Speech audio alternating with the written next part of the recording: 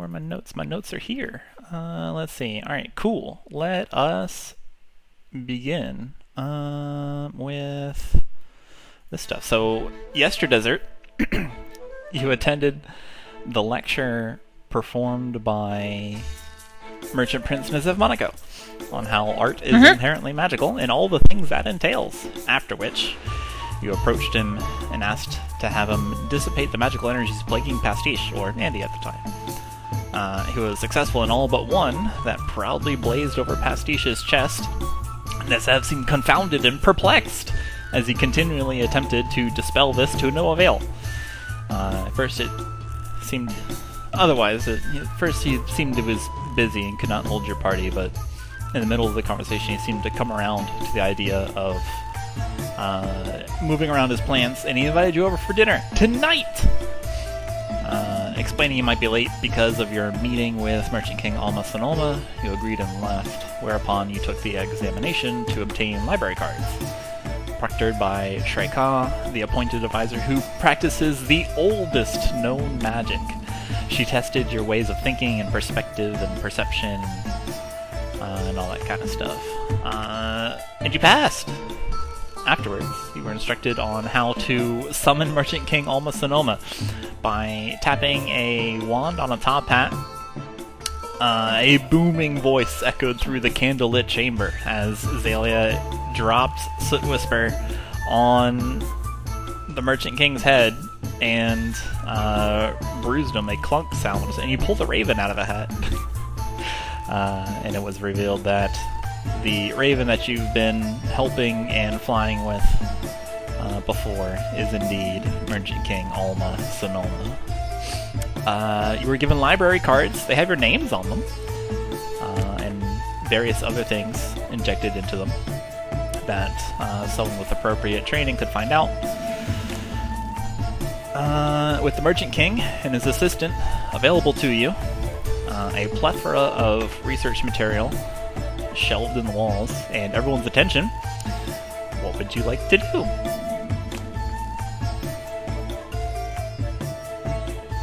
Bailiff petting the Merchant King. Yes, continue. You may continue.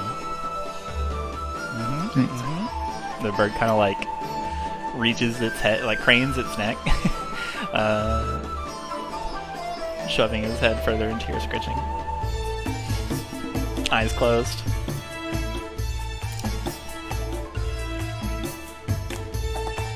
Yes, right there. So, did we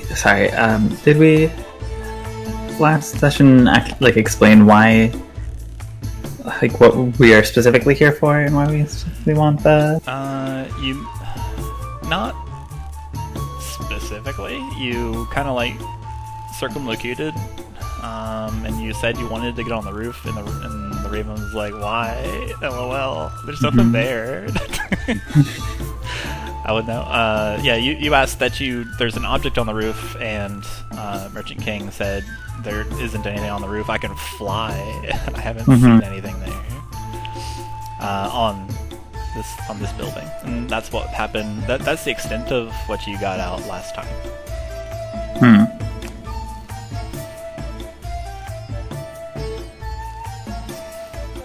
Shreka's kind of posted up, arms crossed, leaning against the door frame behind you.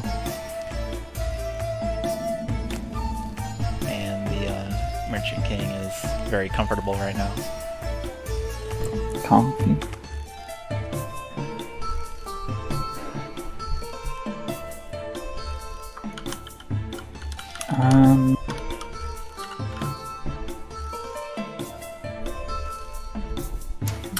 Well, you said you don't see anything, or you haven't seen anything, but are you sure there's not maybe a glamour or some sort of illusion guarding it? I suppose that could be the case. I haven't deigned to land on the roof. I have no reason to. What makes you think there's something up there? Well, I assume one so well read as you knows about an individual known as the Administrator. I do, perhaps. I may. That may be one of the many things that I am quite knowledgeable about. Yes, I know many things. That is one of them. So then, you should know that it means wait when we tell you that we've met them, and in their own sanctum have seen the locations of remaining of all 6 bridges spread around Khorzaire, each of them part of some sort of ritual for bringing back the phoenix. Is that so? So you're saying there's something on the roof. Something! Yes. We were shown it. All of us here can attest.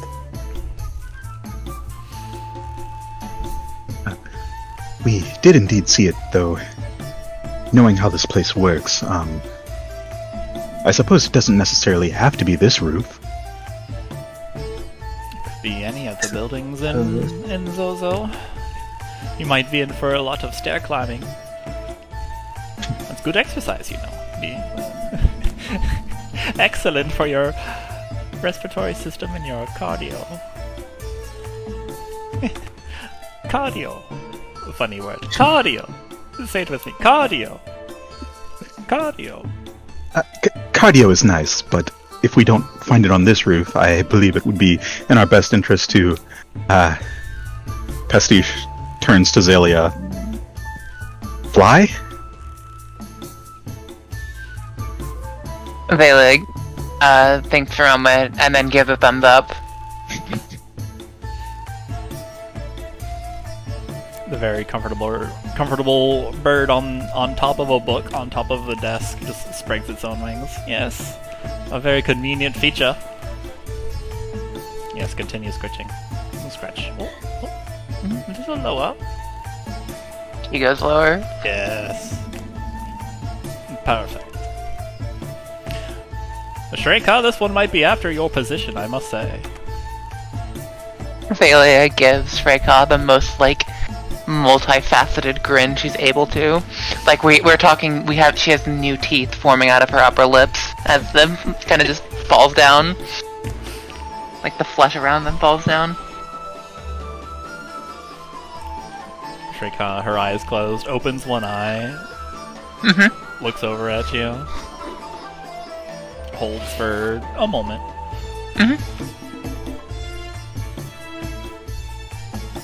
Matches your toothy grin.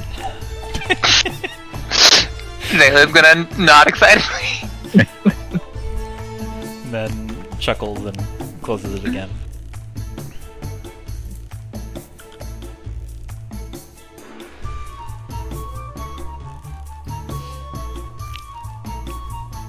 She doesn't seem worried. No way.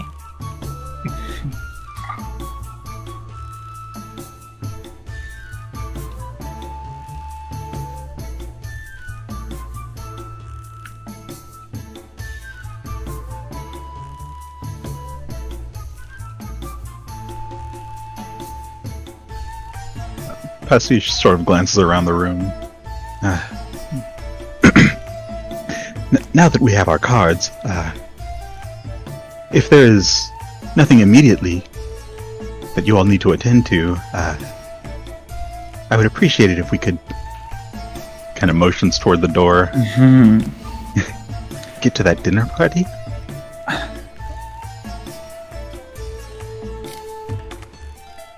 Yes. You have a meeting with the Merchant King who knows all! Since you are all souls in search of answers, you want to leave immediately? When you take my paper? Zalia's not moving. Well, you say you know all, but you don't know that your own academy rooftop holds a key to tremendous power and potentially the Phoenix's rebirth and a pathway back to Cyril. Make a persuasion check. Okay. A 22. Okay. The bird clacks its beak. Looks over at you. I know what you're trying to do. You're trying to say all these things to frustrate me and spout out things that you haven't earned. Earned? Tell me something I don't know, and then I'll tell you something you don't know. Let's do that. I am the guardian of knowledge, blessed by I've told you Aion multiple herself. things that you don't know. I knew all of it. Crown say- Merchant King by Khorzaire. I know more than all of you combined. I would say frustrate is a harsh word in this situation. Simply that your information is slightly lacking for what we need.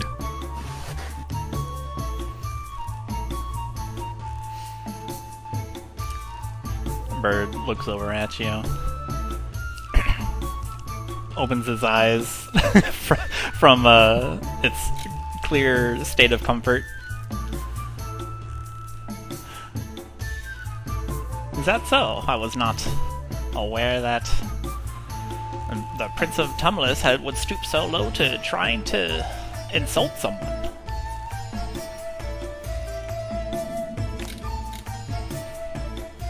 Well,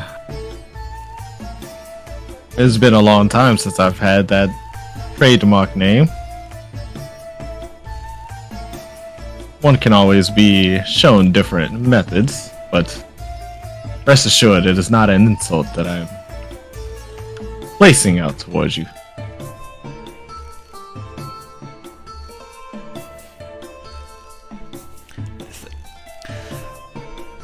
You have asked a specific thing. It might be the only thing that I am unaware of, and yet you're going to lord it over me. I disagree with this method. I have a hypothesis of why Phoenix left, sure. Well, you can tell us, and we can tell you. Actually, what is your hypothesis? That is actually really important information. Potentially very relevant information. That's a persuasion check. If anything, all we wish to do is just That's still a 10, though. all we wish to do is just have your aid in order for us to find the information we are looking for. Well, here I Actually, I'm am. going to use my inspiration for that. I'm going to read all that. Okay. Yeah, it wobbled on the 20 and then goes over to the Never even thought about it. There we go. That's better. 24. Okay. The Raven. It's like, really, a hypothesis? How interesting. Look, Yeah, the Raven like, just time playing to his ego. tucks its wings back in and kind of does like the bird neck wiggle and answers your question. Well, I imagine it has something to do with the cycle of souls, death and rebirth and all that. It was found over in Moonwatch and then siphoned into a dragon shard. I imagined it left because it didn't agree with the state of affairs, but any more than that, you'll have to ask the bird themselves. And you, here I am, available, willing to help you all, and yet you want to leave immediately. I'm wounded. Xalia continues petting him. Yes. Make a animal handling check, Xalia, with advantage. Okay. Alright, cool. He's not good at this. It's okay, because even though you are unconfident in your petting of the bird, it appears that they have adapted to you and they are cozying up. The many like adjustments that they've had so far. So your grand hypothesis was... I don't know, something about the general climate of the continent? That sums it up. Wasn't really much of a reason. Well, and I suppose you have a much better idea, don't you? Fortunately, we don't. Oh, it appears I have What the scares upper, me- the upper wing, the upper talent. Perhaps it sensed, or knew that God King Wenceslas would try and seal it away. I am not Perhaps sure it about saw that. something else. I do know that King Wenceslas did indeed go after the creature. They are somewhat something of two sides of the same idea, after all.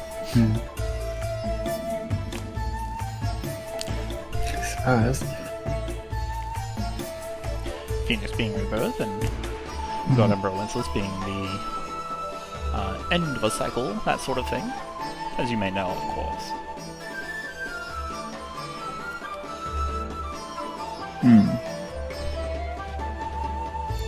But he wouldn't have been end of a cycle then.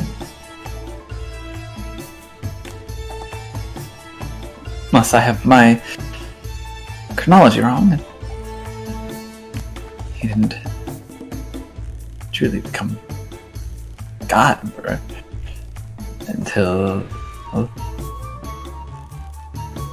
they returned with Phoenix, no? Broke life and death? Until he returned with Phoenix, you say? That never happened. Well, not sorry. Well, it's sealed away.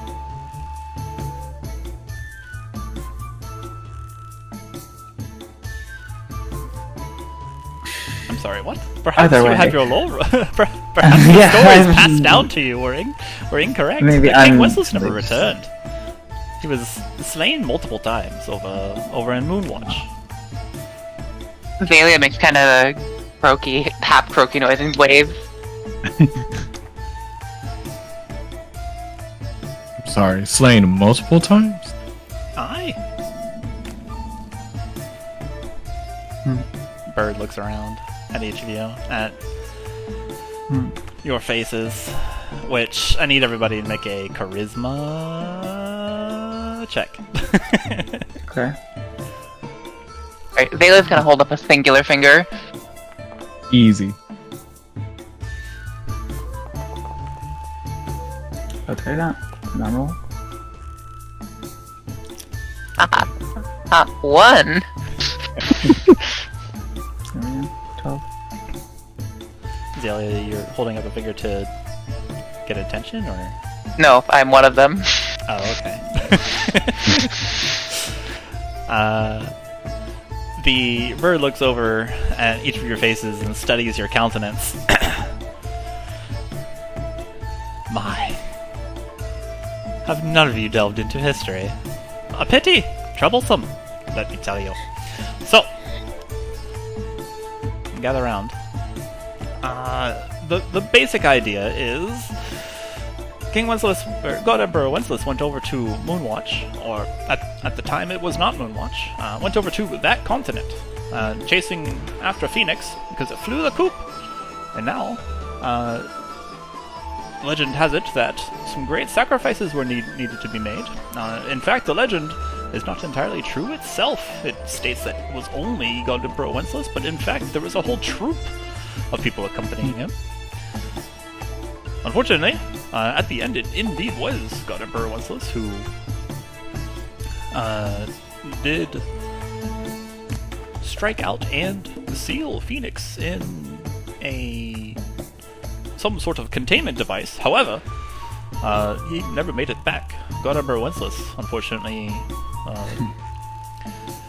made a mistake somehow, or did something wrong, or somebody kicked his butt, and he had to remain in that continent. And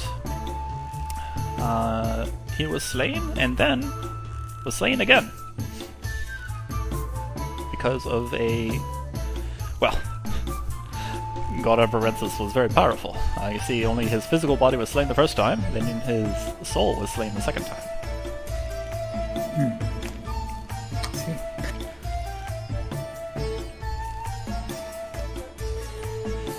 Regrettably, neither of those godly beings, which I shudder to think are important to Khorzaire's system, have neither of them have returned, which is slightly worrying, but I suppose that's how your merry band has come about? Well, I suppose that's not entirely true. In a sense, the Phoenix has returned. Thanks. You're welcome. Just not in a form that is, well, of the Phoenix. Is that so? I've told you something that you all clearly didn't know. Now you tell me something that I don't know. What has become of Phoenix? It seems you are aware. I look to Pastiche. Pointing at his chest. Well, more like looking obviously at. It's just rolled. Is it sheathed on your side, or is it still that roll? No, it's just sheathed there. Okay. And look at that. I'm like, well. Pastiche is just going to draw the Ember Blade. Do you know what this is? Shing! You'll watch as Pastiche pulls out this golden blade. Like, actual, like, super... Looks incredible. Very very fantastic. Golden-plated blade. It has, like, a slight curve on it. Whatchamacallit? What's its name? The Ember Blade. So it pulls out this blade that it's edged on one side. It's kind of like wavy and like it curves back. It's obviously clearly good for slicing. But the tip is also pointed where it can be kind of like stabbed forward if it needs to be. Like the cross piece on it is flared as if a pair of wings. The hilt that Pastiche grasps is wrapped in this purple, like this imperial purple, that leads to this round ring pommel that implies the lovely sun watching over Khorzaire. Shing comes out with audible sharpness as Pastiche stands there holding it aloft with this blazing badge ever burning on their chest.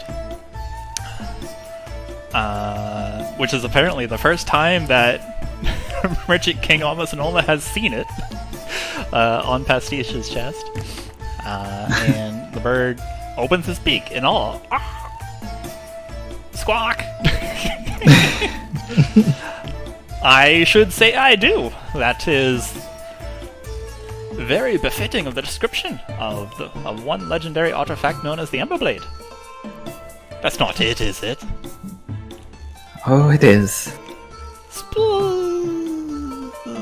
I was going to say splendid, but maybe not. No, surely, yes. Well, I'm a bit confounded. Congratulations are in order, I suppose? Is that a question? Why do you have it? How do you have it? It's a long story. I would love to hear it. Stories is one of the greatest things that I deal in. As the guardian of knowledge, I implore you to tell it. Tell me this tale, I demand. Stamps its talons. It's... Thalius scratches the nerd's neck. Yes. Make another animal handling check with advantage. Okay. You can see as Alma went on, like his feathers started like puffing out, and he started assuming an orb version of himself. But Xalia, with your calming, scritching, and your attention to the Merchant King, he seems visibly calming down, and yeah, there you go.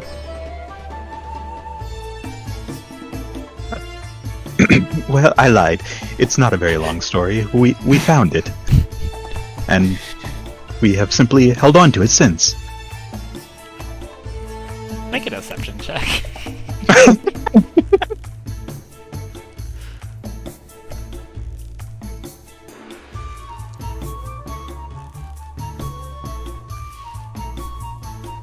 The bird will roll insight.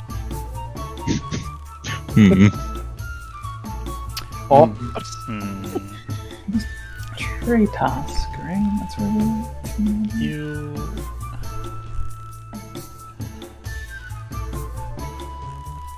If you. I'm not satisfied with that answer. I don't It's not entirely wrong. That is omitting a large amount of detail.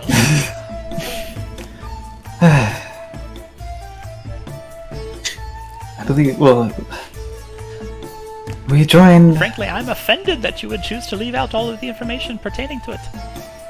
well, I believe Pastiche simply wants to go and make sure he's on time to a certain dinner party, but to give some detail,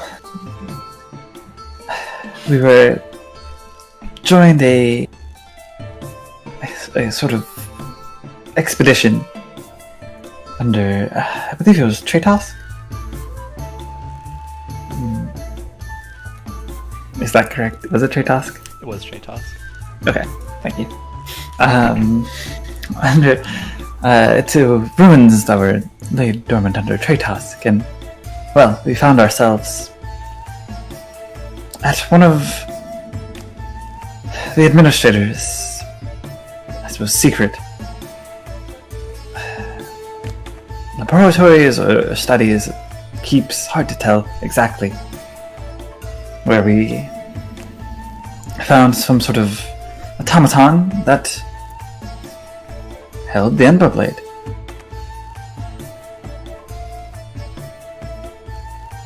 It attacked us, and upon defeating it, well, we simply took it, picked it up. And suddenly, well, we knew we had we might not have known exactly what, but we knew our purpose that moment our quest became significantly grander in scope. I see. I am familiar with this automaton. Some sort of creature aptly named. Their function is to herald the God Emperor's return. Not sure what their... That did seem to be the case. Or perhaps herald Phoenix's return. This bodes well! Is that hurt? What? That fire on your chest? No, it's quite nice, actually. Alright. But what I meant when I said the Phoenix has returned is that, well, the Phoenix is stored in that. Oh, Stored in that very blade. well, how fortunate! And it is through what we are trying to do that it will be returned. Letting these fires all across the continent. There's only two left, one here and then one at the very seat, the heart of Cyril. Indeed, well. Underneath Tratos, an excavation. Old Dimio's afoot? Why would he choose to do such a thing? Oh well, we didn't inform Dimios of this. Dimios is not aware of what exactly was found.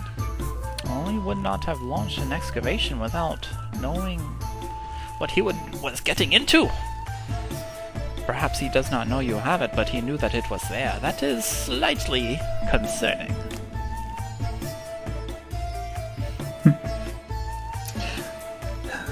However, I agree with your new, your enhanced and improved quest. I believe that is what any Khorzaire wants, to have Phoenix placed back in their roost. Somewhat fitting that the that the final place would be in old Cyril, eh? Old Loomy and Gloomy. In the very roost itself, yes. Infant soundboard. Wouldn't it? Oh no. Oh, Are you no. gonna know? We're placed automatically. Being picked up. Oh, sorry, yeah. I had it flipped. If he's too up, let me know. but I would certainly like to help you. I believe you already have. With these, sort of waves the library card. Indeed, I would With this, hopefully we can, but perhaps. be aware we are not the only ones. Well, we can't But, just. The bird like starts talking as you finish your sentence of of trying to explain more. Well, we can't simply venture to the top of every academy building. What if it's not even on a university?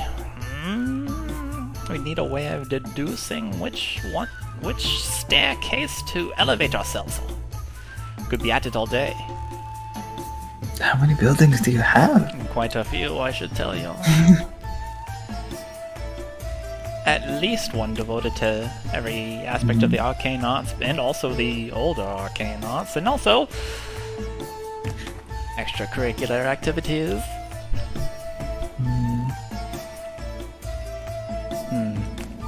Well, I don't suppose we could just walk outside and set off in any direction with the intention of finding the correct building. That would probably be a bit too easy. What's about traveling to the highest one? And we can at least look at the rest of them.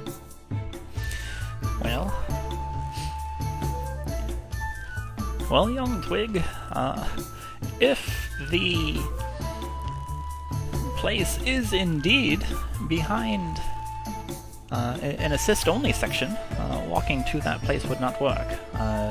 The barriers are in place to prevent teleportation measures, to simply bypass those that are a little bit more nefarious in their information seeking. We want to help. There is no such thing as higher learning, that anyone is able to go, but they just must simply declare their desire. They can't just go take it, because then that's not fair to anyone else, is what the whole purpose of these things are. I'm sorry, you were saying Chuman? Prince Chuman? I'm sorry, proper titles and all. Please. You don't have to worry about the formalities as of now. At any rate, I was saying that we could at least travel to the highest roof and look around. Probably be our easiest way to finding where the brazier is.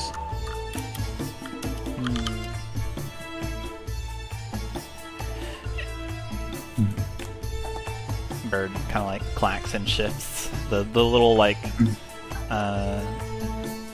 accessory that's ever in its mouth kind of jiggles a bit as it looks around, thinks, that could be an idea. Much like Zozare's house, there is a very large, very tall structure on top of this building that cannot be seen. I am aware of that, at least. We could go up top there. It's a little unnerving at first to see yourself ascending something invisible, but yes, that could work. It's behind assisted sections, and through a, for lack of a better term, dusty area. Could I roll like a history check to try and remember if there were any like identifying things or like landmarks of on the roof when we looked through the telescope? Sure. Yeah, go ahead and roll history as you try Like to remember. anything that would like As you try to remember what you gazed upon. 17. 17. Yeah, that's pretty good. As you looked through the telescope, there was not a lot of identifiable things. It was just a flat area, flat rooftop. The brazier was there. There were a couple flags. A 17 will remind you that they were flags representing Durlusk. There's a dragonfly one. There was, yeah. That was the one that was in view. I don't suppose any of your rooftops has, or I don't suppose only one of your rooftops has various flags on it. No, That's about the only thing I remember of. Alright, well, that's what I figured. Camaraderie, morale sort of thing. Hey ho, everyone! With this is the cool, fun thing. Look, I did not place them there myself. It was a suggestion. Chuman. Yes. Sorry, not Chuman. Well, actually, you have a. Said you had a phoenix mark, but maybe Pastiche too. You both, I guess, have held the blade. Do you think so close to one of them that you could almost like try to tune to the phoenix within the blade or your mark and maybe sense if it is close or where it is? If it's derived of the same power. I don't know, just throwing ideas at the wall. I suppose it couldn't hurt to try, though I'm not sure where to start. You're the one wielding the Emerald Blade, maybe just... Maybe you call out to the soul? How do you do any of your magic? Maybe it's not too dissimilar. Just sort of have what you want in mind and try and will it? I don't know. For all we know, it's impossible, but we haven't tried.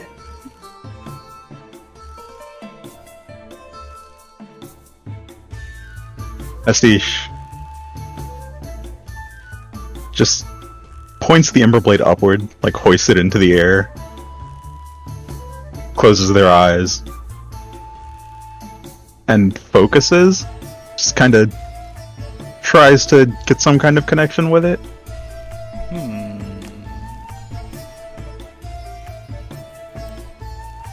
Make a charisma check.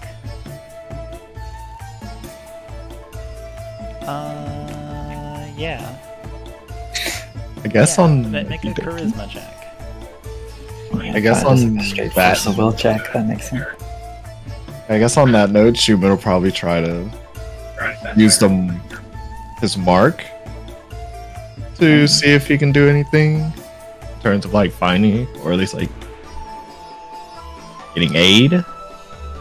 Knowing where its brazier could be. Your dragon mark is not like. Oh, dragon mark. It doesn't have like that kind of facet to it. Like it's not like an entity you can plead to. Right. So, and you would know that, but it does give you certain abilities that you might find useful. Pastiche, do you want to keep that 15? Yeah. Okay. Actually, what? Are you proficient in persuasion? I don't think so. No. Okay. All right.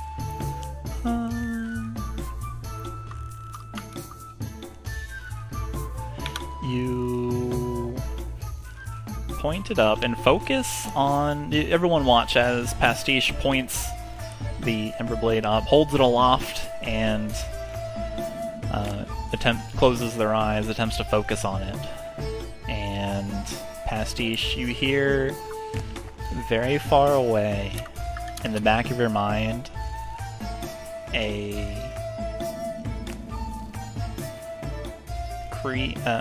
like a call of a very distant bird. That scared me. Sorry, sudden noise.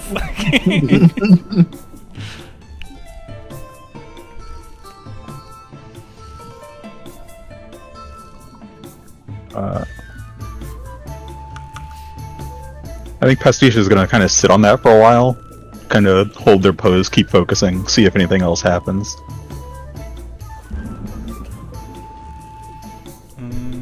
Make another charisma check.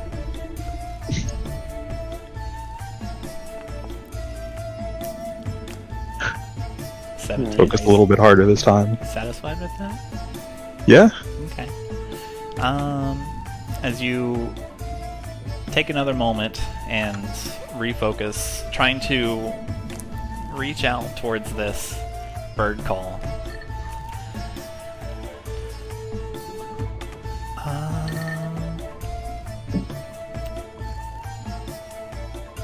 There, in the dark annals of your mind,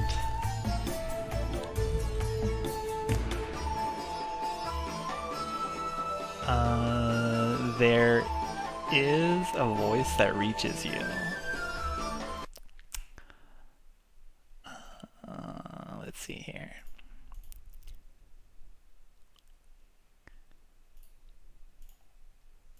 There you go. There is a voice that reaches you and addresses you directly. Nameless soul.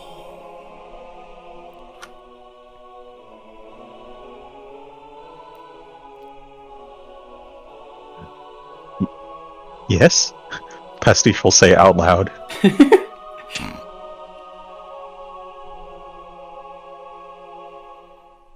I have a name, you know.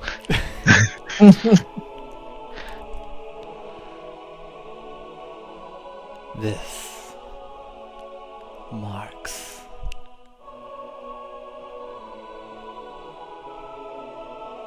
our allegiance.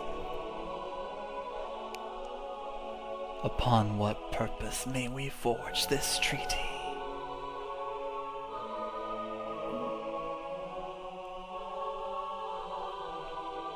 Pastiche thinks for a moment.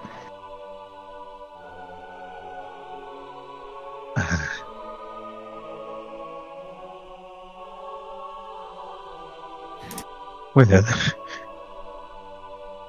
still speaking out loud, I believe we would like to revive Phoenix.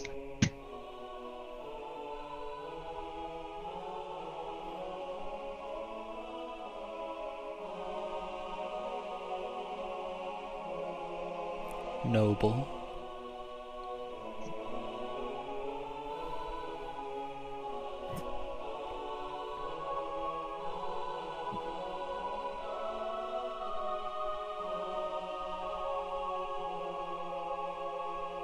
Twig is like cocking his head at Pastiche, but he's not saying anything yet. Mhm. You all watch as the flaming badge on Pastiche's chest brightens a bit, flares up.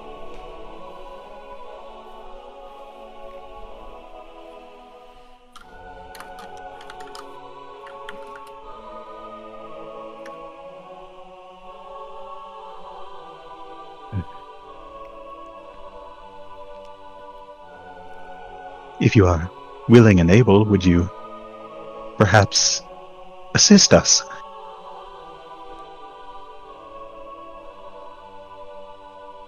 We are trying to locate one of the braziers, you see.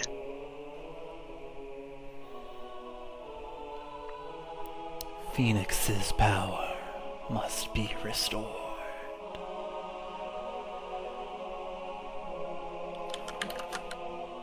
All of these locations are close to me.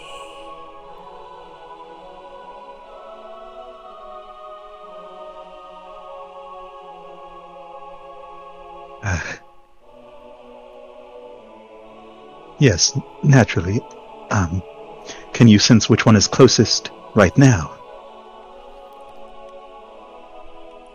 Yes.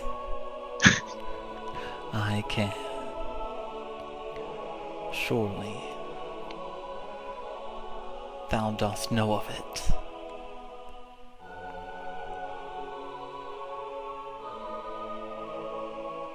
I do believe so, but some specific direction would be nice.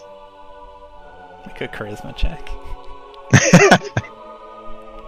It's persuasion. Okay. Tell me what you got. Solid 9.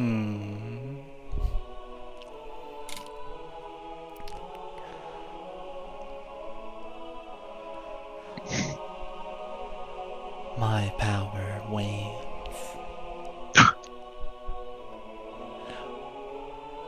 What resource do you need?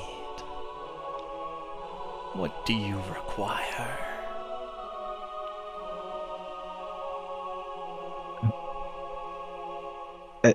At this very moment, information, I believe.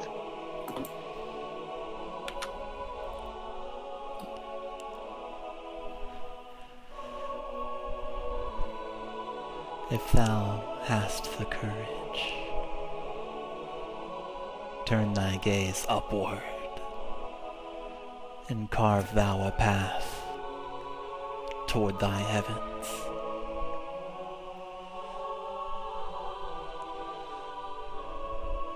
Mine brazier lays there, resting among the clouds of the learned.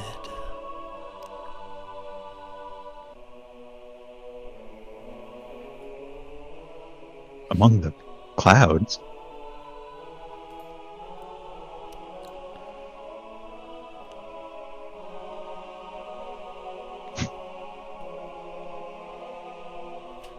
Pastiche will open their eyes, look upward, wave the ember blade around a bit.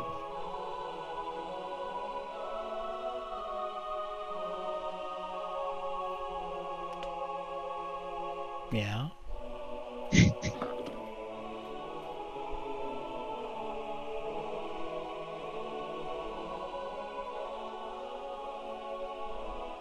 And it's not simply on the roof.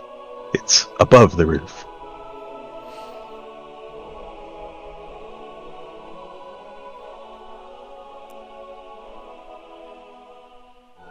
It soars above your current location.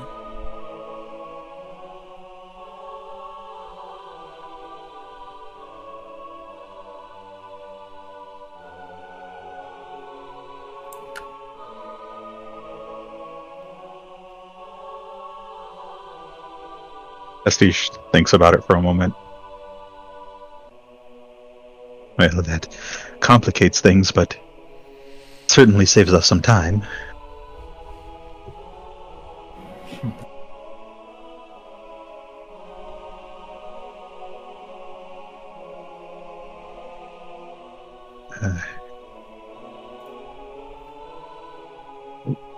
While you're here, would you mind telling me where the other unlit braziers are? Make a persuasion check.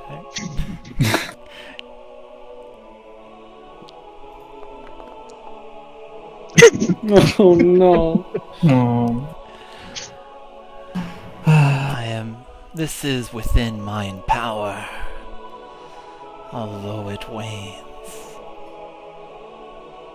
I require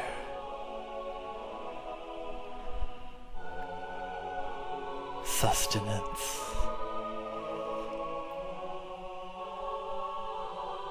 And then What?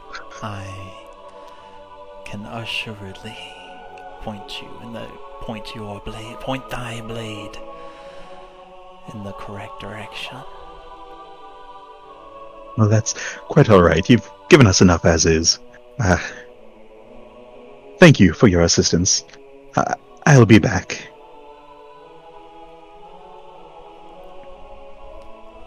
Pastiche will lower the ember blade, kind of drop their focus a bit. Move on with courage. Courage, courage, courage, courage. Kind of echoes away. Roll a 1d10 for me. Oh, you got it. What the heck did I just do? Oh. You know what you did. Yeah, I'm good.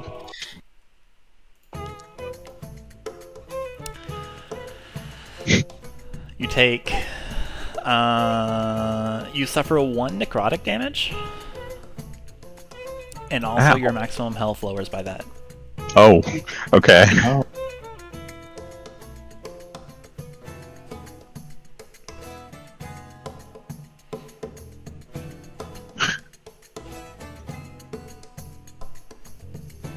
Pastiche, as they sort of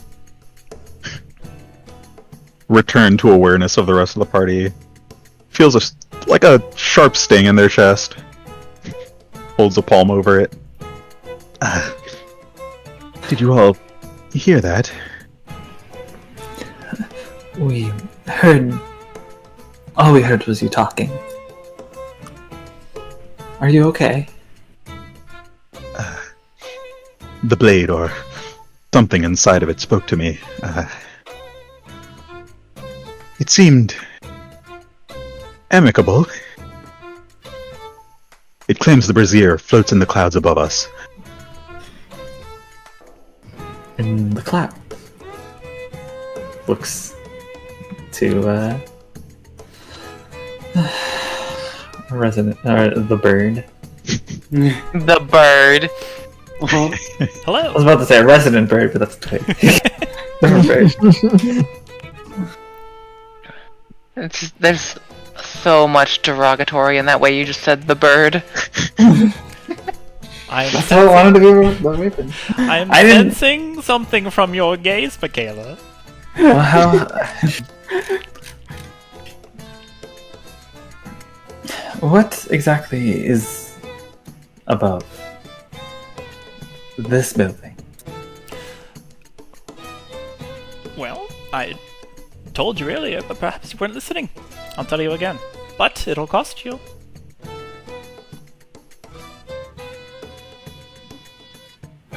It's an easy cost, you see. I want nothing more than to know more. Tell me something I don't know.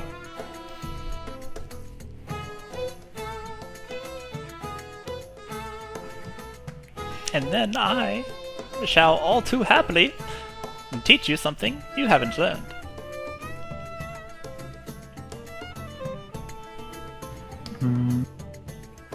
Bird flaps its wings.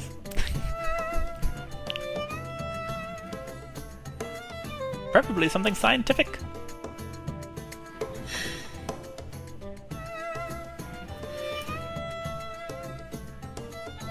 Telling me details about your personal life is cheating. I neither care nor wish to know about your nefarious plots.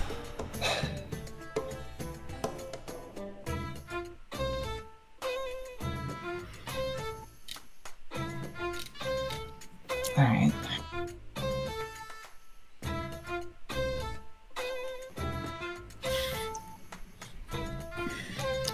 Don't think I can give you anything scientific, but...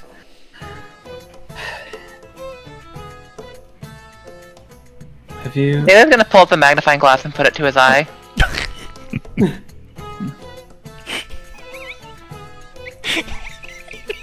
Pointing at some magical stuff. The image. What? The theater in my brain, like Makayla is like starts saying, it's like, well, have you? And then Xalia just like shoves a magnifying glass next to the river. It tickled me. Both of you get +1 boon.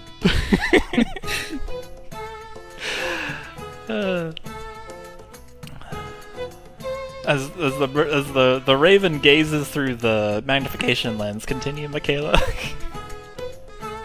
Xalia's gonna be on the lookout for anything magical to point it at. I'm just gonna like point at the horns change as I do. Okay. We have reason to believe that there is a lich happening upon this very location as we speak. Or if not the lich itself, a servant of one. We aren't the only ones searching for this brazier, you see.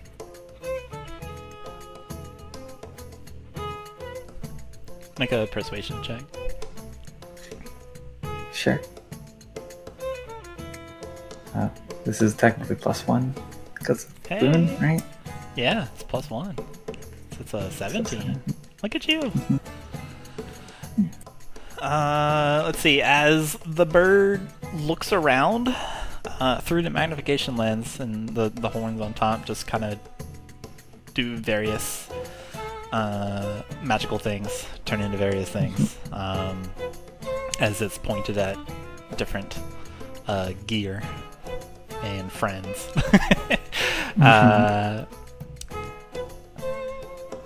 The bird chirps towards you, Makayla. Yes, maybe they have Phoenix, or they have plans to restore it. But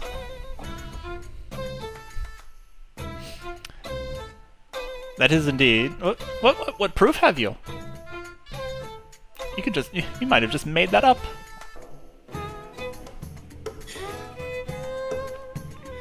What? Why do you believe you are making anything up at this point? I'm not sure.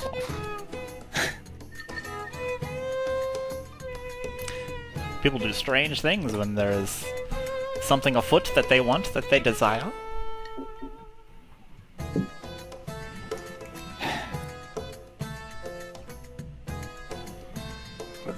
Case in point, I'm looking through a magnifying glass.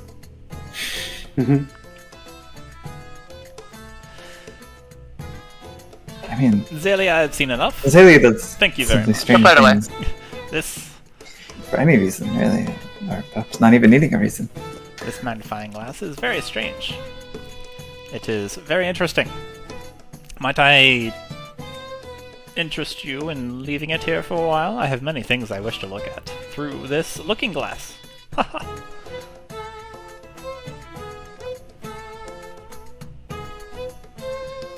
She will kind of look affronted and kind of clutch it to her chest. A pity. Alright. That shall suffice. Up above is the assisted learning section, where it is required to have a library card and also someone to accompany you, where there are many things to be learned. So many things, in fact. We ran out of room, so we went straight up. It turned out to be an eyesore long ago, so we cloaked it in glamour so that it cannot be seen. It's similar to the tower above Zilzare's house. I'm sure you're aware that she showed you that. I take it by her jaw agape that she has not. Forget I said that. Don't mention it to her. She'll be mad at me.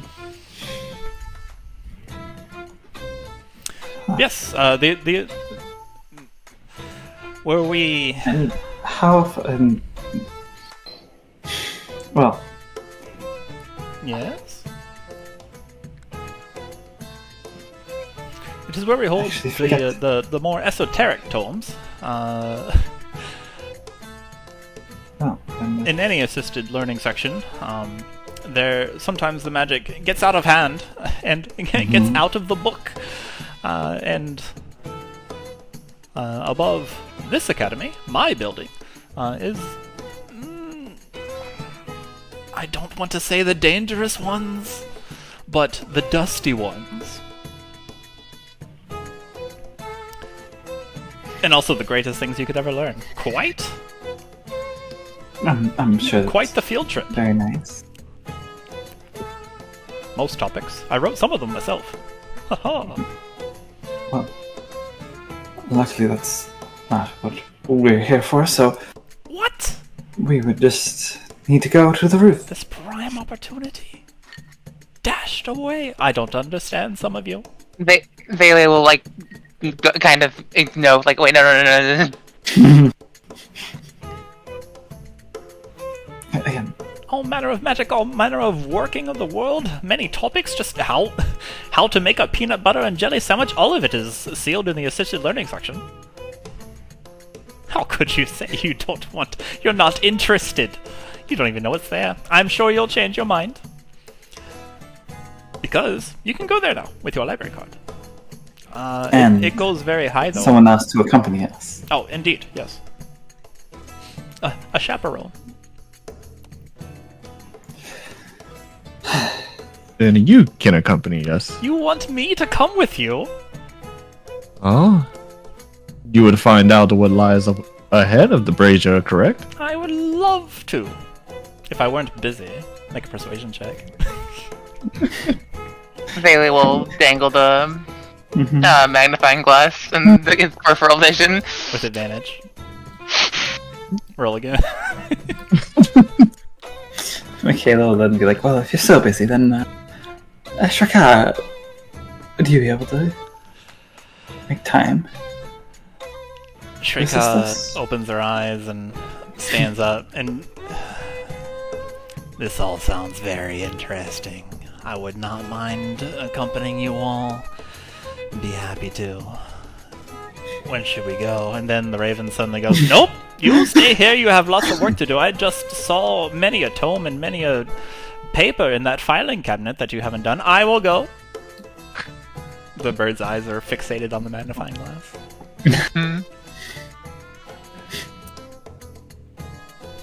Great. Well, I suppose we have, well, a dinner party to attend, but Zayla does not move. Zayla is sitting very friendly. after that, maybe After that, I should say... early first thing in the morning, it would be, I think, pertinent for us to go and ascend to the top. Yes, I agree with that plan. It's... Yes? Prepare yourselves. It will be it's a climb, you see. You might need your wits about you, because we're going into a place of learning. Haha, you get what I'm saying? Not really, no. You'll need some rest, and you'll need to recuperate yourselves and prepare your mind and body, because, as loath as I am to say it, magic is wild up there. We might run into... in the higher echelons where people don't go very often, because people do not listen to my directions, as a bird gazes towards Shreka. Perhaps some janitorial duties were missed. You might encounter a literal living spell or arcana about. Surely they're just custodians and they won't harm us, but...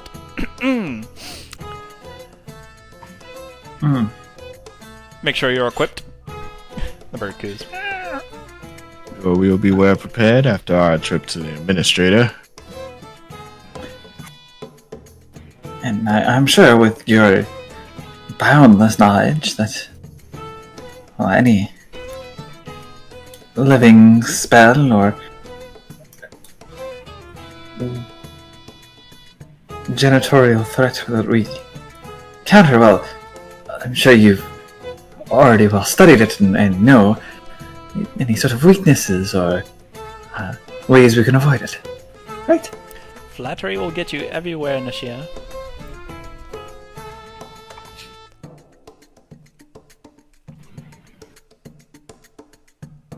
And also, you're correct. Yeah, just like raised an eyebrow, like waiting for that response, and then nods. It's like, okay. If anything accosts us, I'll turn it into a snail. But for that, I also need my I also need a knight in my nest, flying heavy machinery across the Laughing Gorge takes it out of you, and I've been researching all day as well.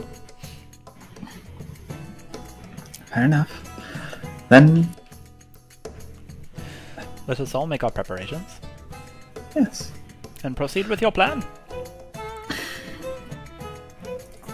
I would love to see this Phoenix thing as well.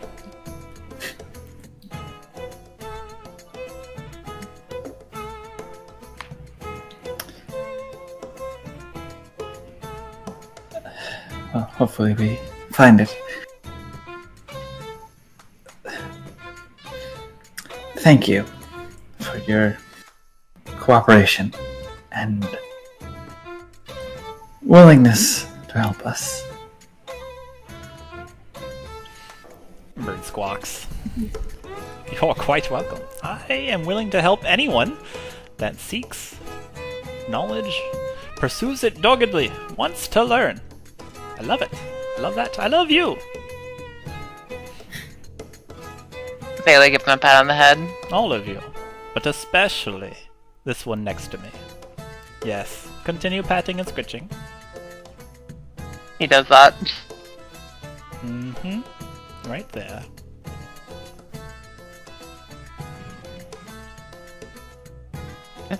In fact, I may say that a spot in a spot in my class would be in order. A permanent seat. Xalia kind of nods.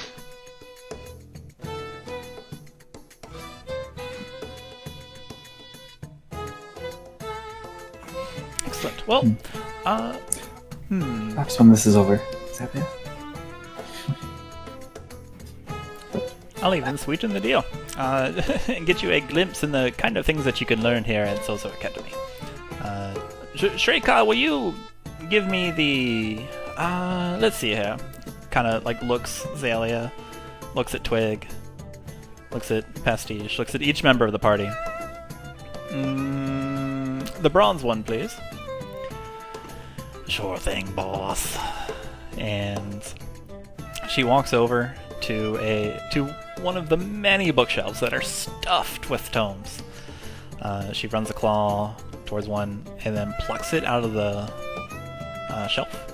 It is a book with a bronze flecked velvet cover.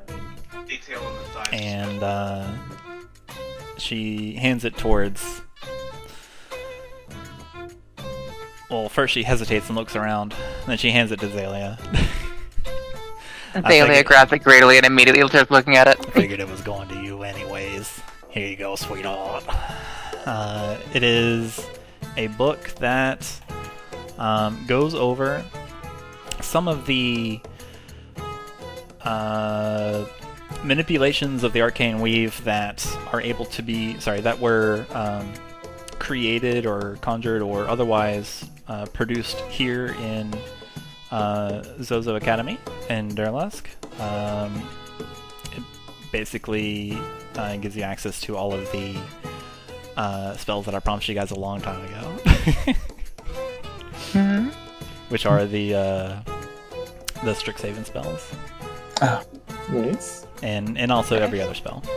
So if they are within your spell level, so up to your spell level. Let me say this correctly. Up to a spell level that you have slots for, any of you can prepare one spell from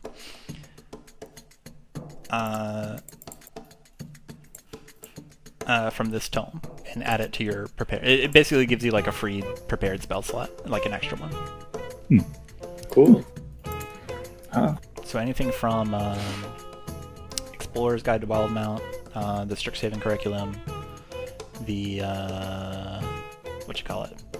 Guildmaster's Guide to Ravnica, and just anything that's not in the player handbook, you can prepare. Takes time though.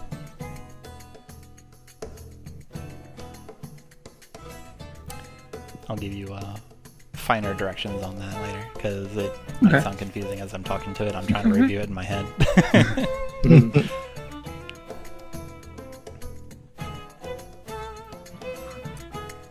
Take care of that. Bring that book back when you are scheduled to arrive tomorrow. That is library property, you see. Or university property.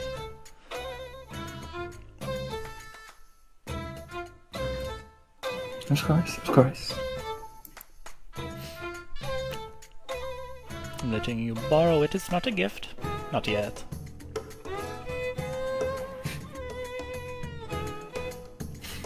Then... what do you consider this, then? I'm letting. I consider it something I'm letting you borrow. And Xalia has her faith in this.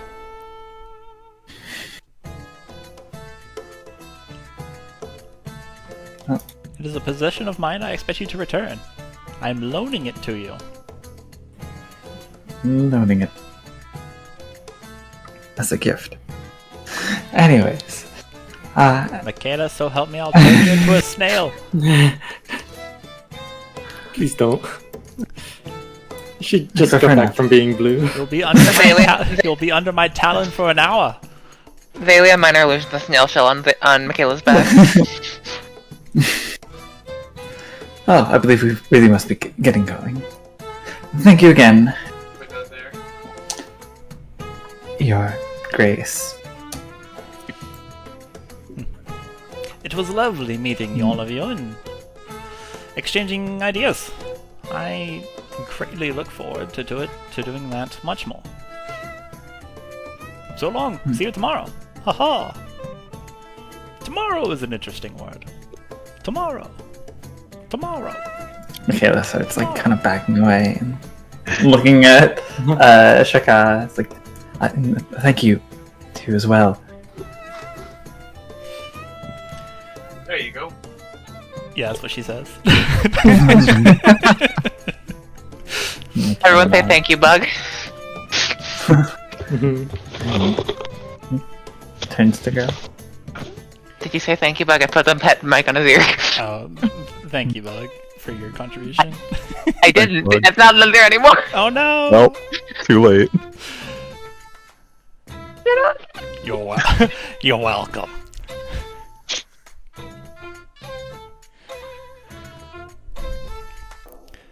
Wish I could go, but there's suddenly a pile of work on my desk. I wonder how it got there. It wasn't there before.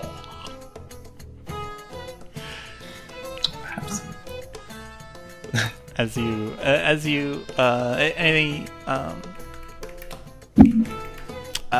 Makayla exits, is there anybody else up to anything? Sorry, Xalia's staying. Zalia's staying, okay. Not for Chuman. You notice that Xalia is not following you all. Facing him. Well, I think Pastiche is basically racing Makayla out the door, so There you go. they probably don't notice.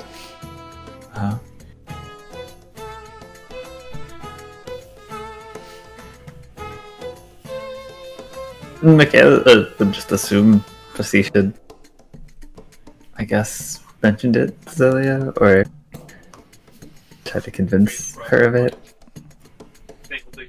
What are you trying to do? Not Pastiche sure isn't trying to do figure it out anything. in character.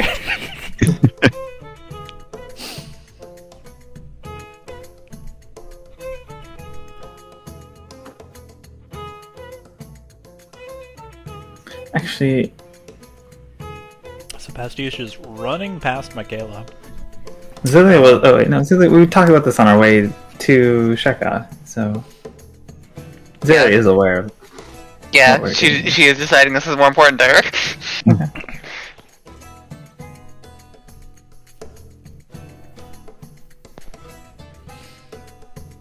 Like, the dinner sounds lovely, but also I could hang out with the bird and read books all night. You guys hear Merchant King Alma Sonoma. Xalia, are you not going with your companions? Dolls her nose in the book. Xalia? Hello? An eye will crawl up the side of her face. You're being left behind. She shrugs without moving her arms. The eye returns to the book. Do you intend to stay here all night? She will grow a thumbs up out of the side of her cheek. I don't have a place to sleep that is you-sized. She will shrug again. I knew you were prime student material. Shreka, snacks please.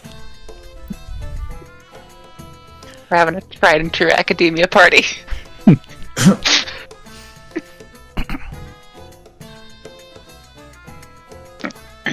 She's gonna like scooch over, like rotate her body without moving like her fucking feet or hands as like anchor points, and just start pointing at things in the book that she's asking questions about. Okay.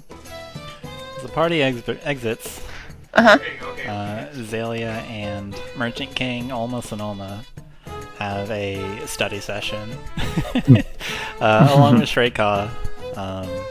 She has magicked some incense into existence to get out the smoky spell, and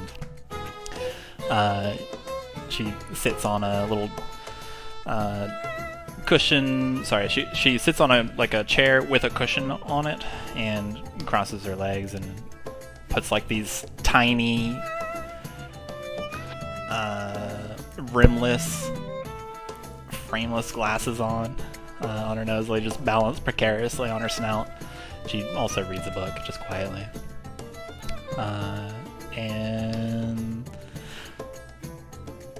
the party ostensibly leaves Xalia behind.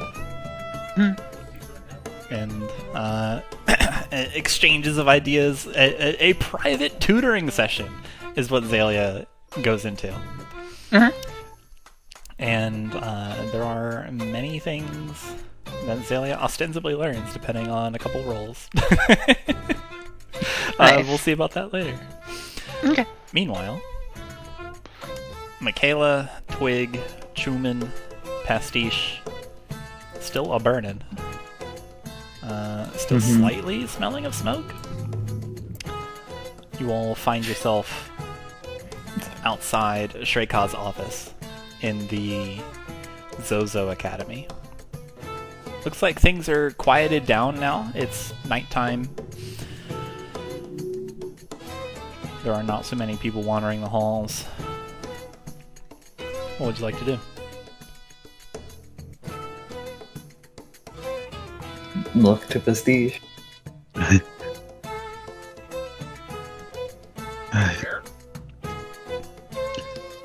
Mr. Monaco should be expecting us shortly. If you're all ready, I suppose. I don't believe I've ever been to a fancy dinner party. Is it alright that we're going as we are? Yes, I'm certain it is. If you say so. Is there any other way we would be?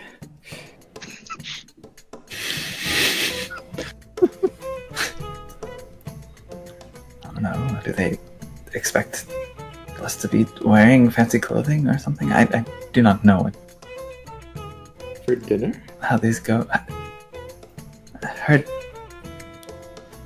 tales of Do not worry, dinner parties. Makayla. This is no big occasion. Just a small meeting between friends. I would assume it is not necessary for us to be well dressed for this occasion.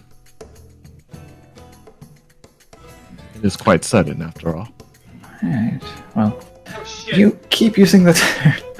You keep using the term friends, and I truly don't think you mean that. Definitely fell into it both very You hear just like some this students man. that are late for their evening class. He's well rating in the background. I'm sorry. He's in the fucking magma. Why are you in the magma? Do not stand in the fire. Like someone was. You see a student just standing in fire and just writing on a notebook. Classic. Classic freshman mistake. He managed to survive swimming through the fucking magma. Happy for him. I suppose we should go. Yes, let's Then. get on our way.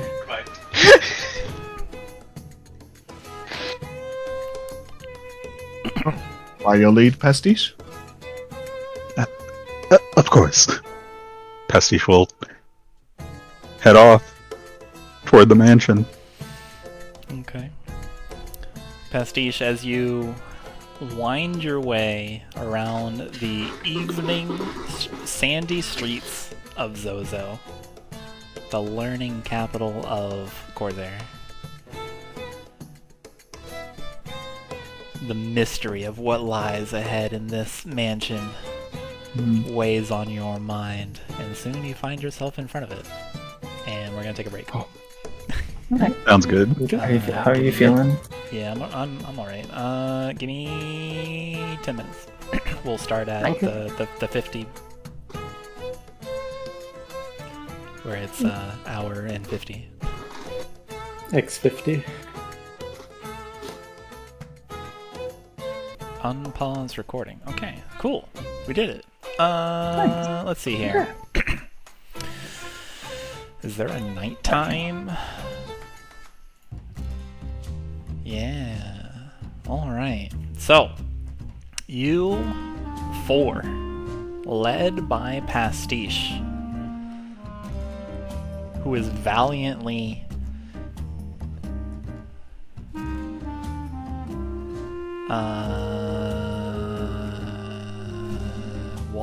striding is the word. Striding towards the mansion that holds a dinner party that they were invited to. You walk through the sandy streets. It's nighttime. There is no light. I think that matters for everyone but Chuman. As you not really like stumble, as you like almost run into a couple people that don't seem unfazed by the light as you're walking around. What are you doing about the light situation? So you're saying there's like no lighting in the city at all? It appears that way. Huh. Huh. I mean, I suppose you don't need light. You simply Actually, never mind. I just just remembered. in your way. I just remembered that you are in a desert. The moon provides light. Okay. Provides dim light. Savanna. Yeah. Glorious Selene. Moon Mom is providing you light. So you come across the mansion. Let me get some like really dim light. Is that too much? I think Twig would take a drop from the star jar just to be safe. Nice. That's Okay. Here we go. This looks like some moonlight.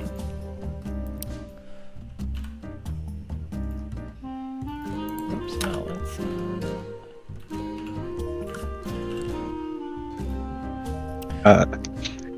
there we go. When Twig takes out his star jar, Pastiche is going to turn to him. Twig, could you spare another drop? By all means. There's not too much left, but there should be enough. Much appreciated. Then Pastiche is also going to take a drop. Okay. You both have dark vision to 60 feet.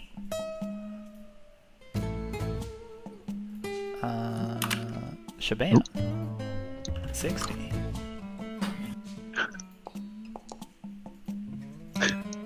How convenient. Did you guys roll the same thing? Yeah.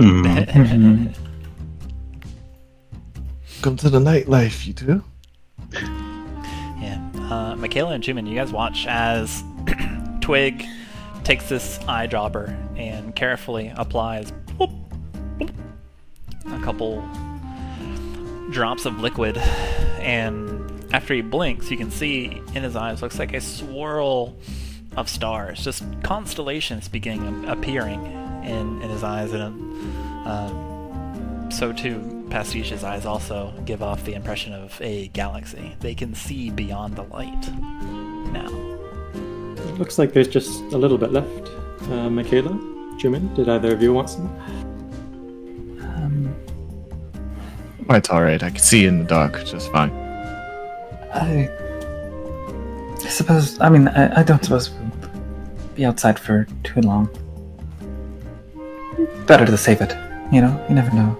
It's proven quite useful so far. Well, if you insist.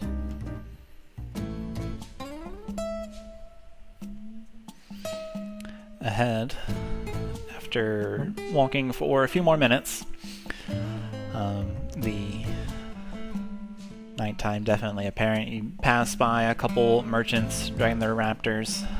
You pass by many students, just kind of huddled together, looking like delinquents, hanging out on a stoop. Eventually, you do arrive at what's his face? Merchant Prince Nazev Monaco. You arrive at his mansion. Despite never having been here and not having directions, it looks like the travel accommodations of the city of Zozo are quite handy.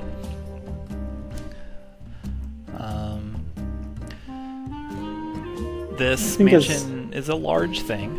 It is predominantly a bronze color, but not like a glittery metal, but it's like that if it were flat and matte. It is a large building, so a 3-floor building looks like. The roof is pitched in a dark,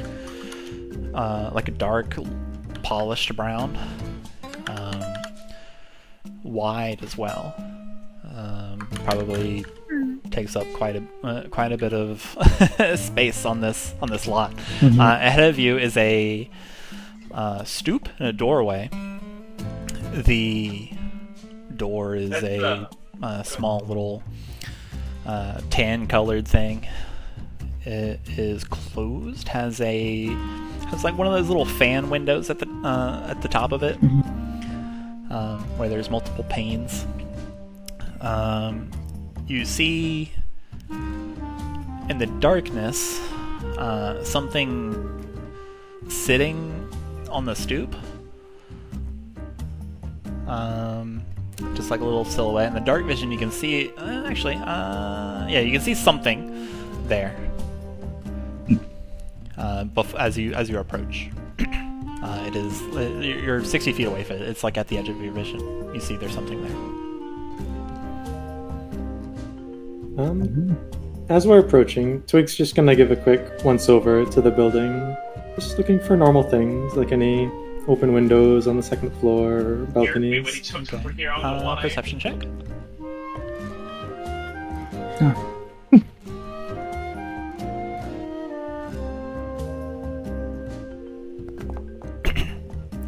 Okay. It looks like, as you look over, it's nighttime, so your dark vision helps, but it's still a little difficult. Actually, forgot to ask you to roll for disadvantage because dim light is still disadvantage for perception checks. You know what? We're probably gonna change that roll because I forget to abide by it all the time. So your current roll's fine. There are a few windows. They look closed. You don't see any like open gaps or anything on this side, or on this side anyway. You just give it a once over. There is a large window, sort of like a large pane, kind of. That looks like it might be like a sliding door or something, but that's also closed. There aren't any balconies that you can see on this facing, but there is some raised kind of porches, I guess you could say. There's one on the left and one on the right. They have doors that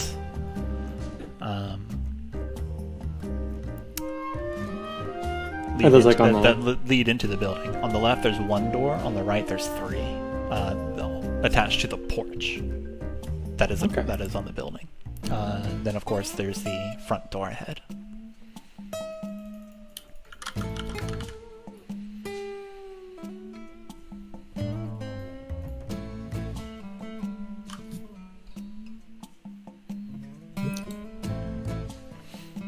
Is there anything we can see about whoever is like at the front door? While you were looking around, probably at this time, it moves its upper portion, like its upper body, and then appears like it's looking at you all, and then just in a flash it starts running off. By the time you Twig, by the time you stop casing the place, basically, and return your gaze to the stoop, you three watch this happen. It's just a few seconds. Just whoosh, it's gone in a silhouette of darkness. It exits, and the stoop is bare.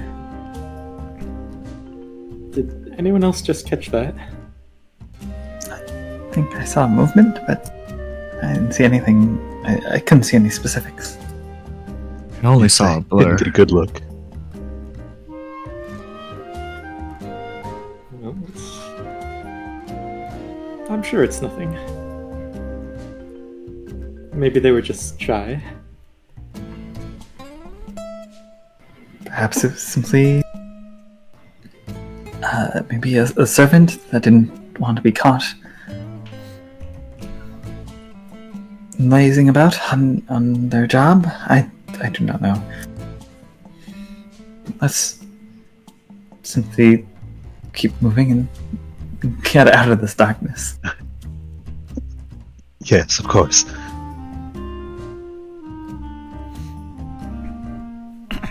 Okay.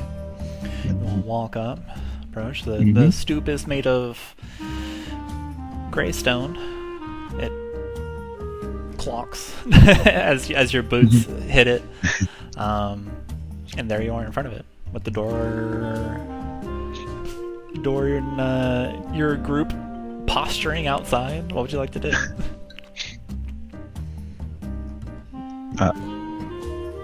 Pastiche sort of shuffles nervously. Remember, everyone, it's Andy. Yes. Of course. Who else would it be? Right, Andy, lead the way. And they'll knock on the door. Knock, knock, knock. There's a moment. 2 more moments. Nothing. This is the right place. Or did we miss it? Are we too late? No, this is surely the place. Pastiche knocks again, harder this time. Twig is just like, Mr. Monaco! Rap, rap, rap. 2 moments. 1 moment. Nothing. Is it open? Perhaps we just let ourselves in? Maybe they started without us.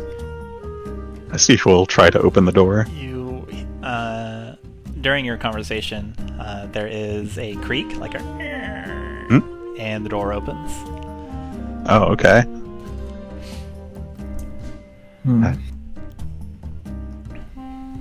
Like on its own, or as? Yeah, Seems seems that way. It opens inward. Huh. If that's Hello? not an invitation, I don't know what is. Ominous. Pastiche steps through the door. You hear you hear kind of like a small voice. It seems very courteous and polite, and begs for your forgiveness. Sorry, I could not get to the door fast enough. Come on in.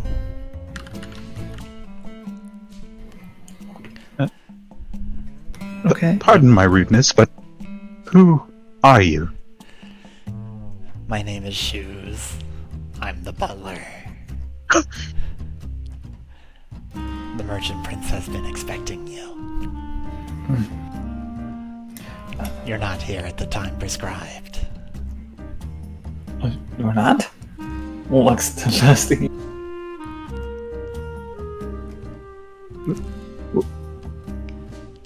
Well, I did tell Mr. Monaco that we may be late.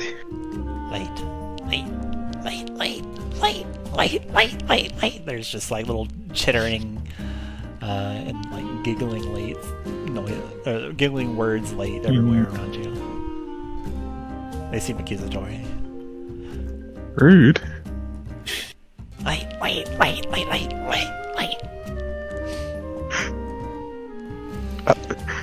Pastiche is just going to try to open the next door. You can't go in yet. And why not? You're dirty. You have to wipe your feet on the rug. Get the sand off. I just cleaned. Just sweat. Yeah, prestidigitates any dust on any of us off. Like she kind of like taps her staff on the ground and just dust just sort of flows out the door from any of us, like dust or sand from boots and whatnot. Okay. Is that better? Yes. Is this acceptable? Yes. Yes, that's fantastic. Clean. Yes.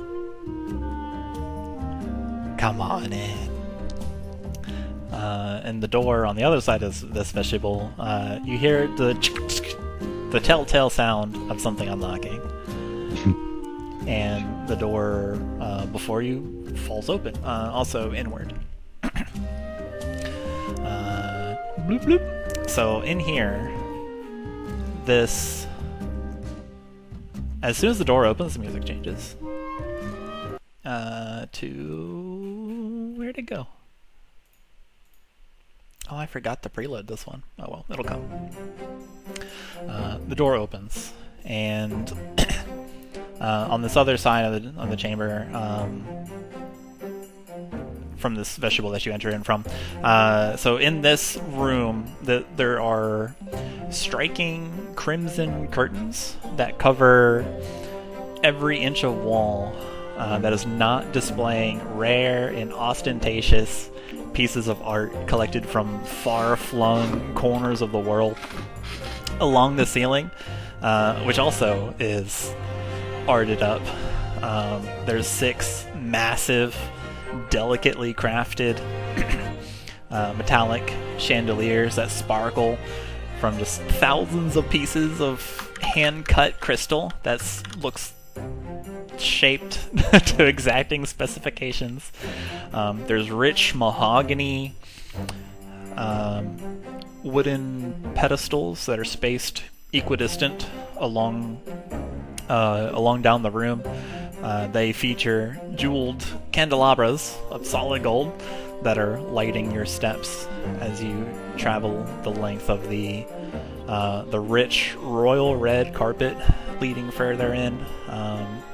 At the end of the hall is a large portrait of the merchant prince.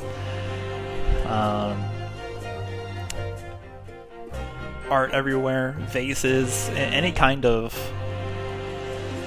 anything really. Numerous paintings depicting many various landscapes and scenery as you all pile in. This is the scene before you. As the voice proclaims, "Welcome to Merchant Prince Nazeb Monaco's mansion."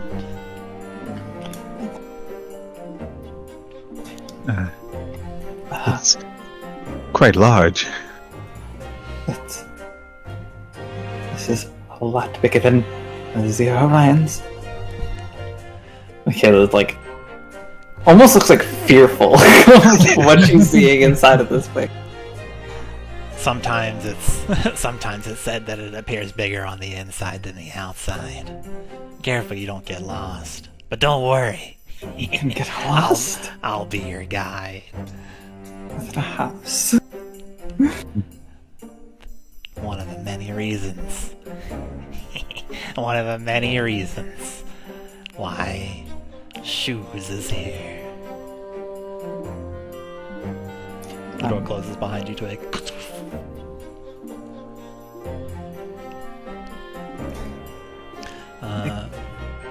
As you... Excuse us, Shoes, but where are we supposed to go?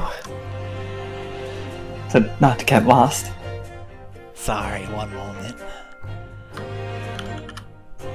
There is a...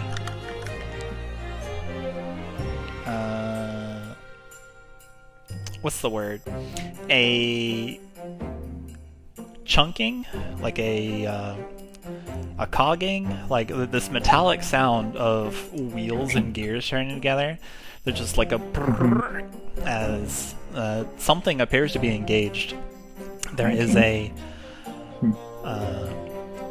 There is an increase in volume from shoes somewhere around you, who loudly proclaims, "They're here!"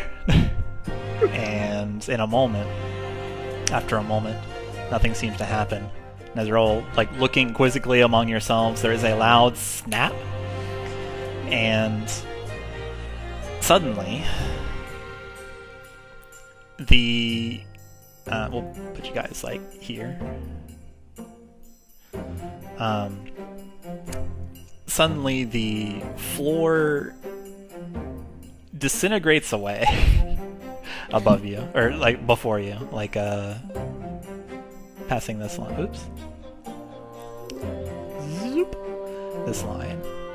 So if you guys kind of like that, there we go. So the floor before you disintegrates away to reveal an eerie pit with sickly green colored stone walls and spikes jutting out from the sides. It falls into the abyss of certain death. Floating up ahead, around where, as if it were still resting on the, or still standing on the floor, on the carpet. Up ahead is a small table with a letter resting neatly right here.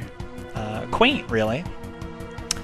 And the voice of Shoes says, "Sorry, but it was important that this happens first. I'll tell you how to proceed up to the dining area, if you live." Well, are we not guests? I thought we were invited. Behind you, there is a massive rumbling, and the wall behind you is pushing you toward the pit. I need everybody to roll initiative. Got it. Okay. Oh.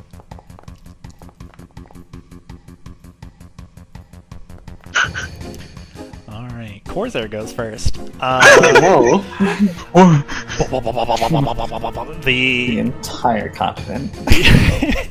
the door in the wall that you just entered from is pushing your group towards this bottomless pit of death and falling and a million d6 of fall damage. I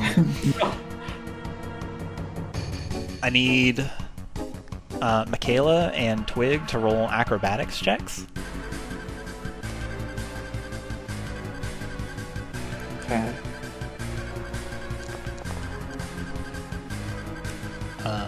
Okay. Alright, you both are shoved forward from this wall, just moving towards you. And you guys are shoved shoved past your friends, and you're prone.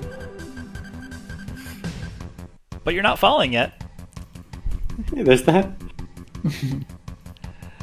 You're at the edge. Twig, you look over and you look down. It is... You look down, you don't see a bottom, and you can feel your adrenaline spike.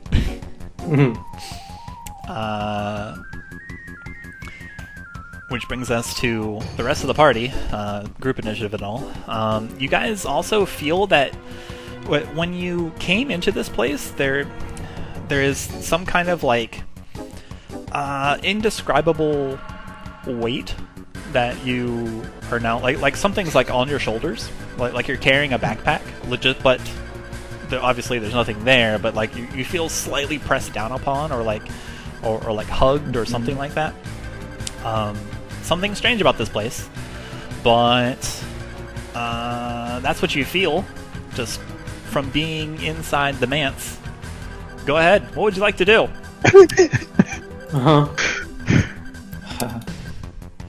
Sorry, also, I did not fully describe before I started pushing you guys into the bottomless pit. To your right is a door. A little further left and further down is a door. There's many curtains, many tables with art supplies on them.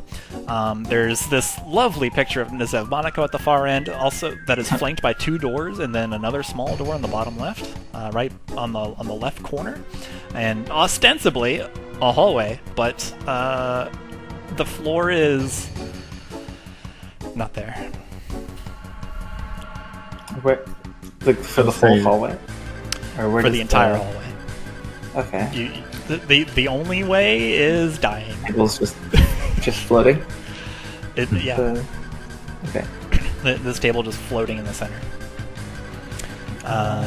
Pick it up. If, well,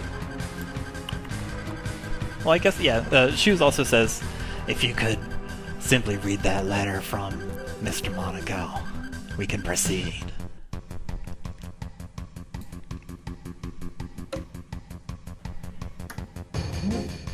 Do you suppose you could pass it to us? He described it as some before-dinner entertainment. I cannot, sorry, sir. I send a spectral vulture to try and grab it. Okay, it's an action to summon Mage Hand. Your spectral vulture appears next to it, flapping. Boop, boop, boop, boop. Mm-hmm. How tall is the ceiling in the building? These are, let's see, 10-foot ceilings? Actually, sorry. 15-foot ceilings. The chandelier descends 5 foot down.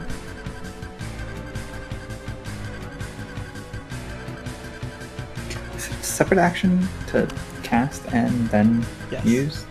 Oh, We've been running it wrong the entire time. I see.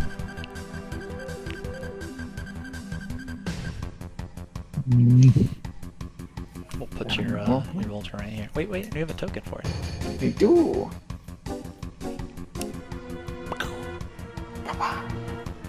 Okay. And then Yeah, Makayla apparates the spectral vulture next to the table. You can see this kind of like ethereal bird fly in from nowhere and hover next to the table. yeah, and then would also try to start using the Rising Tide Okay, you gain a flying speed. Cool. float.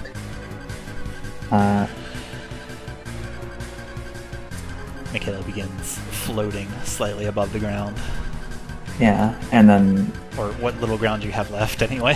yeah, since it kind of just like moves. Okay. And you guys watch as Makayla floats. Or I move like here. Okay. Blocks Pastiche's path. Blocks Chuman's path. Just Sure. sort of like with an arm, like they essentially like I can probably help. I can carry one of you. But One of the others can go. I'm all set here. You and Andy can handle this. well, I have not sure the wall will exactly. Like, is the wall is still like moving, right? Yes, it is still like Still, like, yeah. moving towards you. It Yeah. looks. You get the sense that it's not going to stop. Yeah.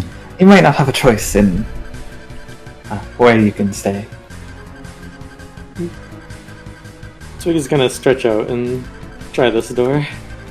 Okay. It's locked. Of course it is. Uh-huh. So, is this a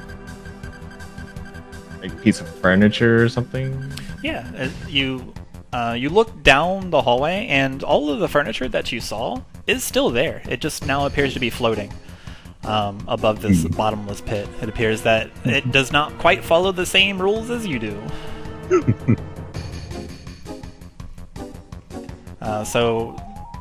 Nearest to you is like a shelf. Oh, sorry. On the left is a shelf flanked by curtains, and among its racks are several very expensive-looking vases and urns and other kinds of assorted ceramics and pottery. To your right, immediate right, closest, right past the door that Twig just tried, Chuman, you see kind of like a little nightstand with a with a guest book. There's some kind of book on it.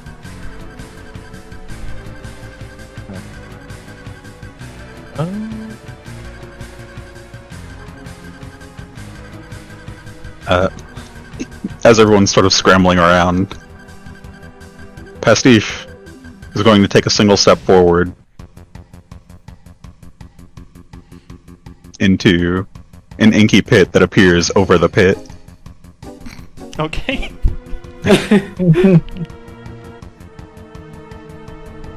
Fall into it and fall directly onto the table. Okay. Yeah, that works, because you arrive exactly where you end up when you cast Dimension Door. You arrive perfectly on the scene, Pastiche, or Andy. Andy, you jump through this ink, and then you jump down on top of the small kind of like circular table that has just a little quaint little letter and envelope on it. You land there. 3-point hero landing. Pastiche carefully squats down and picks up a little letter. Okay. It is a letter inside an unmarked envelope. Actually, no, just kidding. It says Andy on it.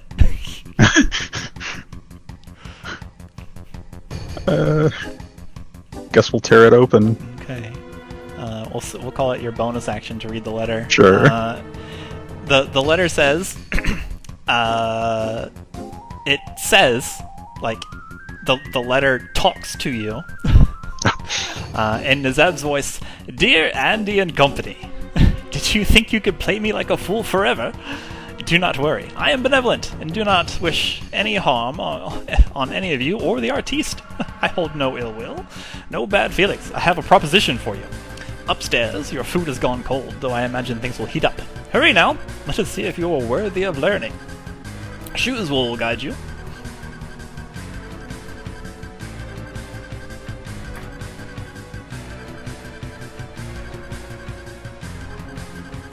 Andy, does that letter tell us how to get out of here? I'm starting to get hungry. Did you all not hear that? Everyone did you heard say it out loud? Yeah. Okay, I thought it was just a pastiche. Unless you're Yeah. freaking out on the ledge. No, you heard it. He's freaking out a little bit.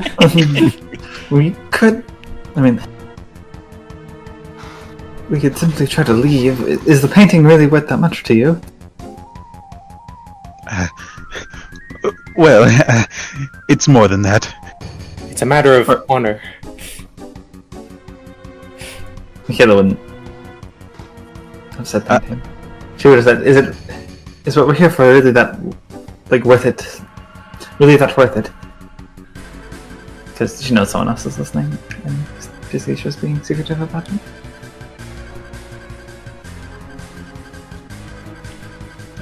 As Makayla's going on about that, Pastiche just sort of shouts out, "Shoes, we read your letter." Great.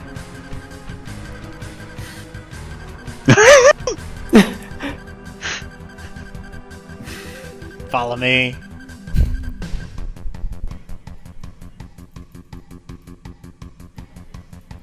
Where are you? Over here. The voice is further away from you now. Can we tell in what direction? It's closer to Pastiche. Sorry, Andy. It's closer to Andy.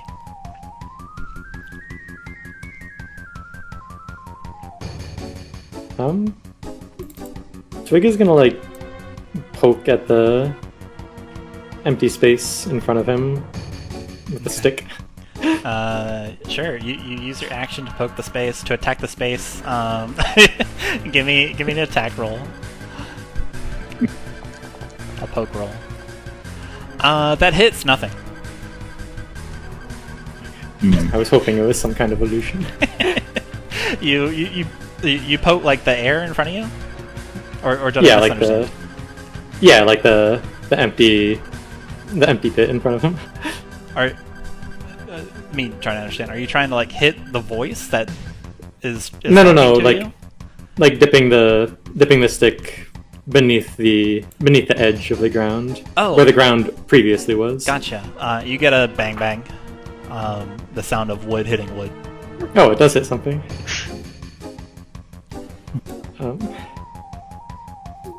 He'll like very gingerly like place one foot on the empty space. Okay, roll acrobatics.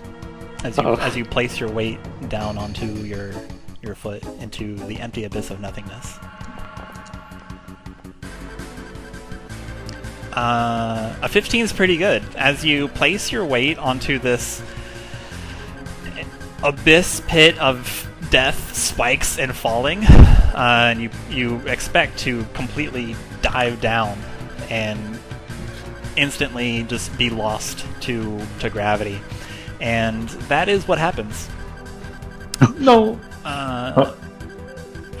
You all watch as Twig falls down on the ground, catches himself at the last moment as he realizes that there is something to press back against, and Twig is half standing on the ledge of the doorstop and half standing on nothing.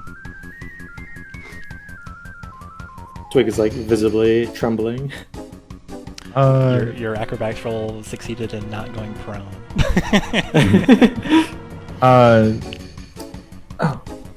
Let's see. That's everyone's turn, I think. So I didn't do I anything. stopped hovering. I didn't do anything yet. I just let myself fall. Yeah. Chuman, what would you like to do? You have the remaining action. I wanted to see if I can lasso this, if it's possible. Sure. It's a little like mahogany pedestal that's going from that's going up, holding like a little candle or candelabra. Okay. Yeah, I wanted to try and lasso it and use it as kind of a brace, since it's a Twig kind of step forward. Okay. And I step forward myself. All right. Roll a lasso check. roll your lasso to grapple the pedestal. It's a 1d20, right? Yeah, with your dexterity and your proficiency, because I think you're now proficient in lassoing, because Chuman's that good.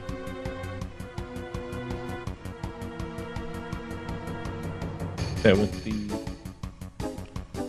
I'll write that down. I'll get you like a rope, like a lasso button that you can click in the future. I think that's pretty good. What'd you get? A 21? Yeah. That's with this dexterity bonus? Yeah. And your dexterity and your proficiency. That would be +3, so 20. So what's the total? 24. That's really good. Yeah, you lasso the pedestal, give it a tug. It seems sturdy, and you take a few... How are you doing this? Like, are you stepping out? Are you jumping out? Or... stepping out, okay. And I like step progressive. Okay, I guess like take a couple steps, a few very cautious steps out, expecting to fall into darkness, into descent. You don't. You walk forward. Your steps feel as if they're on the same plush carpet, and you do not.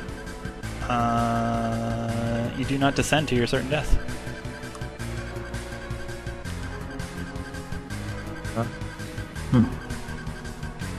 Then I guess afterwards I put my hand out for Twig. Okay. That would be it. At the beginning of you guys' next turn. Sorry, at the beginning of the next round. At the next round, Twig, you are pushed forward by the wall. No. It's coming for you. Roll an acrobatics check, please.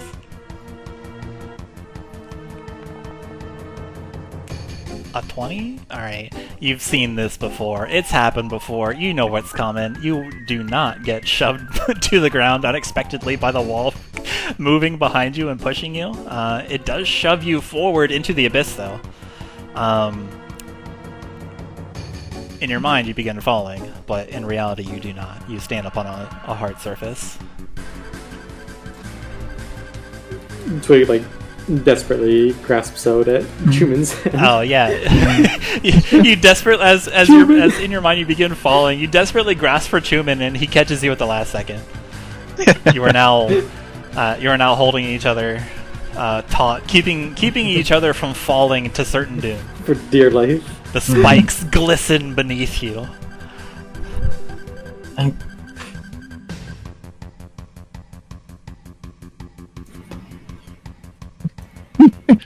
But doesn't like Twig just hit the? Well, no, Chuman caught me. Huh? That's true. True. I had my hand out, so he just grabbed my hand.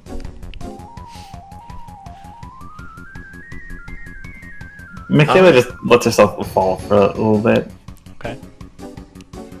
You fall and then I do. Yep. Okay. to the ground. To the hard, Yeah. to a hard surface anyway. You she wasn't. Yeah. you She was just like a couple inches off the ground, Yeah. like off the ground level. previously floating a few inches above the ground level. Mhm. You decide to just let go of that, and you just softly pump onto some kind of like plush surface. I kind of like Something tap it furry. with my staff. I think Xalia did this once to us. Just illusion. Well, if that is the Starts case, walking, then feel free to walk forward. and I do. Yeah. Just Seeing walk everyone past else, them, just like dangling from the wall. seeing everyone else standing on the pit, Pastiche is just going to gingerly step down from the table, Blump. continue down the hall. Yep. You jump down into the abyss, but on a hard surface, and you begin. Yeah, everything's fine. Looks like there was no danger here. And gathering yourself together, Pastiche and Andy and Makayla, you look back and you see Chuman and Twig desperately hanging on to each other in a pedestal for dear life by a rope. Shortly after that, Chuman turns over to Twig. Seems like it was just an illusion. Mind going forward? I need to untie my lasso. I can wait for you. Twig's like still holding on. The furniture is like still there, right? Yes. Twig will like slowly move over and grab onto one of those. Twig, you... Like moving from piece of furniture to piece of furniture. Yeah. Twig, you are probably the top contender in Floor is Lava. Or in this case, Floor is a pit, a bottomless pit of spikes and death and sludge. So you jump off of nothing and using Chuman as leverage. You jump off of swing off of Chuman's hand and you grab onto the pedestal. Andy and Makayla, you watch this spectacle as Chuman begins untying his lasso. Yeah, Chuman's gonna sigh as he walks up to the pedestal to untie his lasso. It is just gonna pick up Twig. Twig whispers, "Thank you." All right. As It starts walking with them, carrying along.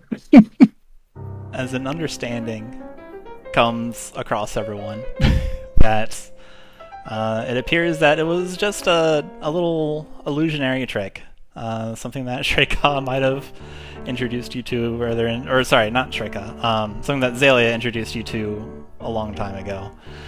I would like the record to state that my literal first impression was that's an illusion.